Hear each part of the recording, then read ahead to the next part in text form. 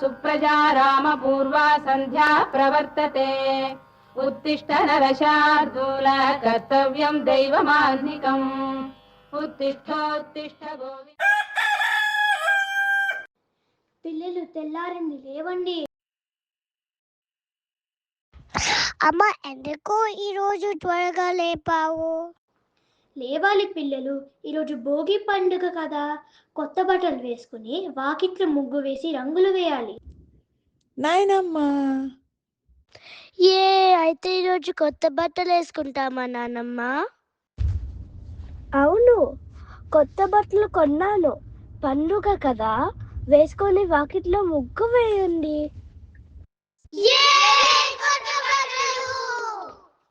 అమ్మా, ముగ్గులు ఎందుకు వేస్తారు? లక్ష్మీదేవికి చాలా ఇష్టం ముగ్గులంటే. అమ్మా, నేను కూడా ముగ్గు వేయచ్చా? రామ్మ, వేదువు.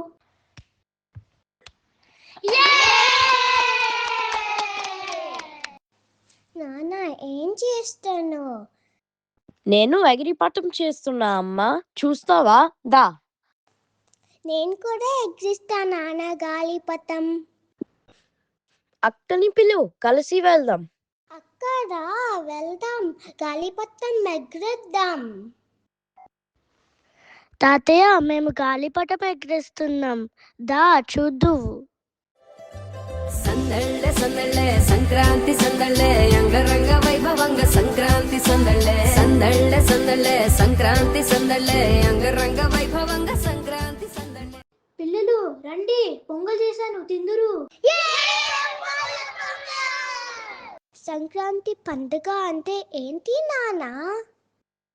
సంక్రాంతి అంటే గాలిపటం కాదు, సంక్రాంతి అంటే అరిసెలు. నాన్న చెప్పారు, సంక్రాంతి అంటే పంట. అవును, పంట అంటే రైతు. అన్నదాత సుఖీ భవ. దక్షిణ భారతదేశంలో హిందువులకి ముఖ్యమైన పండుగల్లో సంక్రాంతి ఒకటి. దీనిని మనం 3 రోజులు జరుపుకుంటాము. మొదటి రోజు భోగి.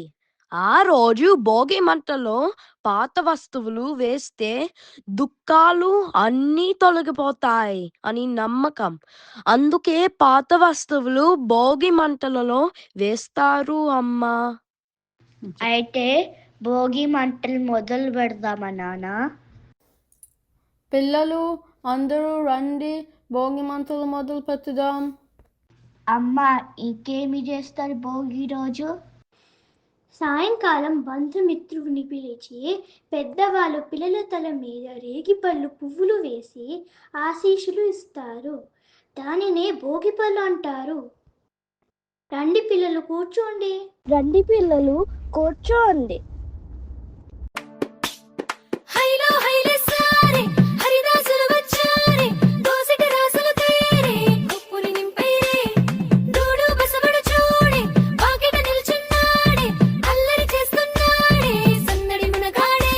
కుట్టల్లుళ్ళ అజమాయిషీలే బావ మరదళ్ళ చిలిపి వేషాలే, కోడి పందాల పరవళ్ళే తోడు పెకటరాయళ్ళే, వాడ వాడంత సరదాలే భోగి పండుగ ఇలా భోగభాగ్యాలు ఇస్తుంది. రెండో రోజు ఏం చేస్తాం నాన్న? రెండో రోజు మకర సంక్రాంతి. ఆ రోజు సూర్యుడు మకర రాశిలో ప్రవేశిస్తారు కనుక ఇది మకర సంక్రాంతి అంటారు. ఆ రోజు గంగిరెద్దులు హరిదాసులు వస్తారు.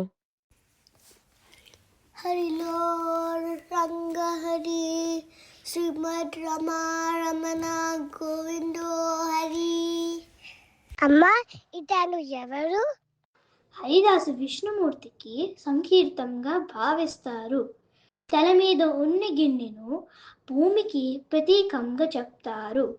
లోకంలో ఉండి సుఖాలకు దేవుడిని మర్చిపోవద్దు అని హరిదాసు కీర్తనలు చెప్తారు. అమ్మా, నేను బియ్యం దానం చేయొచ్చా? తీసుకో, హరిదాసు తలపైన ఉన్న గిన్నె మీద ఈ బియ్యం దానం చేయమ్మా. హరిలో రంగ శ్రీమద్ రమణ గోవిందో హరి. మూడో రోజు ఏం చేస్తాం? మూడో రోజు కనుమ.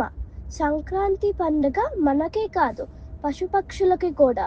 అందుకే పక్షుల కోసం ధాన్యం గుమ్మాలలో కడతారు. మరి రైతులు ఎవరు నాన్న? రోజు మనం ఆహారం తినేది రైతుల వల్లనే.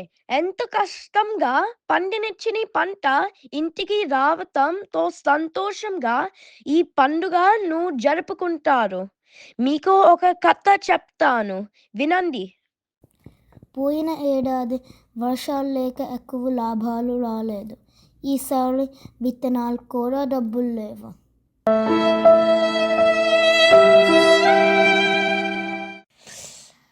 ఎందుకు ఇంత ఆలోచిస్తున్నావు నాన్న? తాకట్టు పెట్టి జమీందార్ దగ్గర అప్పు తీసుకోవచ్చేమో కదా, చూద్దాం పదండి. ఒక పని చేద్దాం. మనకున్నది పొలం ఒక్కటే కదా, కష్టపడి పని చేస్తాను. పంట చేతికి రాగానే అప్పు తీర్చేద్దాం. నాన్న, ఎంత కష్టపడినా మన బతుకులు ఇంతే. అసలు వ్యవసాయం మానేసి పట్నము వెళ్ళిపోదాం. రైతు వ్యవసాయం మానేస్తే అన్నం ఎలా దొరుకుతుంది? ఈ ప్రపంచానికి కావాల్సిన ఆహారం ఇచ్చేది అన్నదాత రైతే కదా. మనల్ని నమ్ముకొని ఉన్న వాళ్ళని ఆకలితో ఉంచలేము. పర్లేదు, ప్రయత్నిద్దాం. ఆ పైన ఈ భూమి తల్లే చూసుకుంటుంది.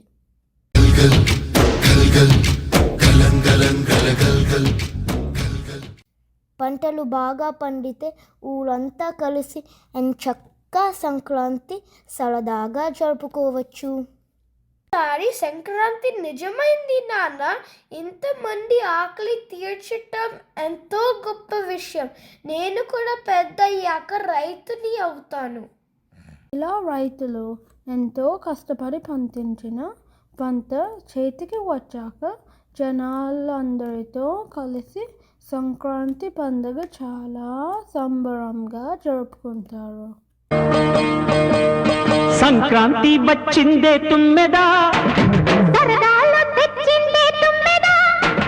కొత్త ధాన్యాలతో కోడి పంజాలతో ఊరే ఉప్పొంగుతుంటే